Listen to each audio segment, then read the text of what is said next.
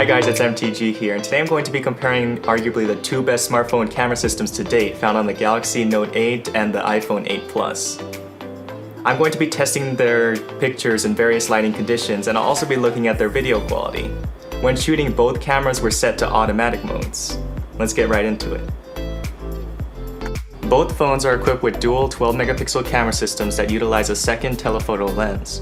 The main lens on the iPhone 8 Plus has an aperture of f1.8 and the telephoto lens has an aperture of f2.8. Meanwhile, the Note 8's main and telephoto cameras have apertures of f1.7 and f2.4 respectively. The lower numbers on the Note 8's camera mean that they will be able to take in more light when shooting pictures. It should in turn perform better in low light conditions. The front camera on the iPhone 8 Plus is a 7-megapixel sensor with an f2.2 aperture that can record video at 1080p. The Note 8 sports an 8-megapixel sensor with an f2.4 aperture that can record video at 1440p. First off, looking at pictures from both phones, you seriously can't go wrong with either one. Both cameras pick up a lot of detail. In this shot, the Note 8 seems to handle the colors of the water and the sky better than the iPhone. The blues in the water on the Note look more like how I saw it, and the gradient of blues in the sky is also more apparent in the Note 8 shot.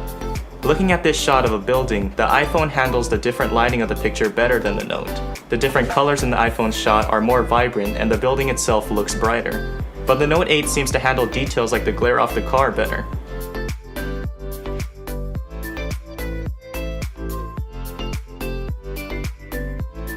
Some shots look so similar that it's hard to even compare them. In this shot, there was a big tree causing lots of shadows. Both pictures show great detail, but I think the iPhone overcompensated on the shadows too much. The red on the shirt looks almost painted and shadows seem to magically disappear. The Note 8's picture might not look as vibrant, but is the more close to life shot out of the two.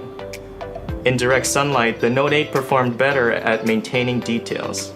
In the Note 8 shot, the top of the building has more detail and the ground kept more of its natural color. The sun caused a blue tint to appear on the floor of the iPhone shot.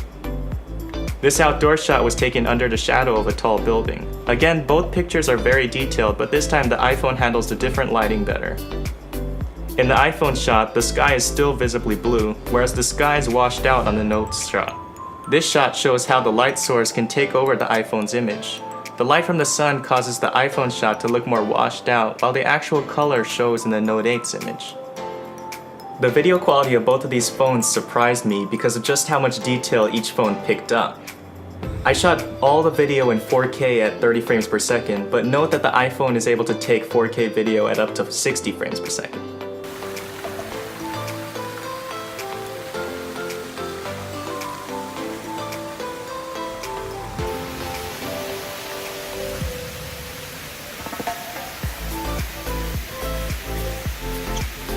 Both show about the same level of detail.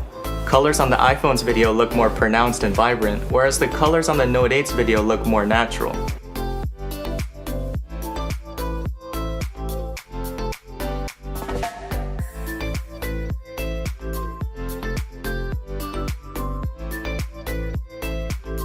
Here, the colors look prettier on the iPhone's camera, but the orange starts to consume the picture. On the Note 8's camera, the sun's light doesn't take over the entire video quite as much as the iPhone does. But still, I can see how people would prefer the iPhone's video. The image stabilization is significantly better on the iPhone's main camera, but its telephoto lens doesn't have any stabilization, so video becomes very shaky.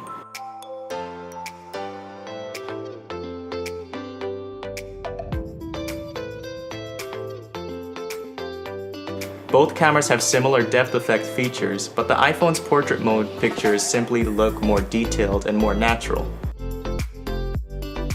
The front camera of the Note 8 seemed to be more accurate with color and handle non-ideal lighting better. But both cameras were able to capture a tremendous amount of detail. Both cameras do perform great in low light, but the Note 8's slightly smaller apertures proved to be advantageous once it started to get darker.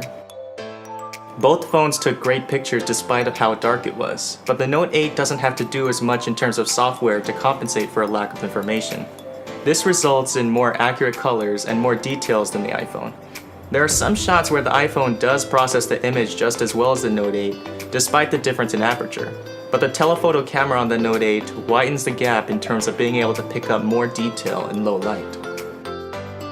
Both phones have terrific cameras. In some scenarios the iPhone 8 Plus performed better, and in some scenarios the Note 8 performed better. And in each one of my comparisons there are arguments that could be made for either phone. With cameras these days, it comes down to personal preference. Some will like their pictures to look more vibrant, and some will like their pictures to look more lifelike. Let me know in the comment section which one you'd prefer. If you liked that video, please give this video a thumbs up. I'm working on a lot of new content right now, so please click the logo down below to subscribe, and make sure to click the notification bell to stay up to date on my latest videos. Check the description for a link to my Twitter account, and as always, thanks for watching, and I'll see you in the next video.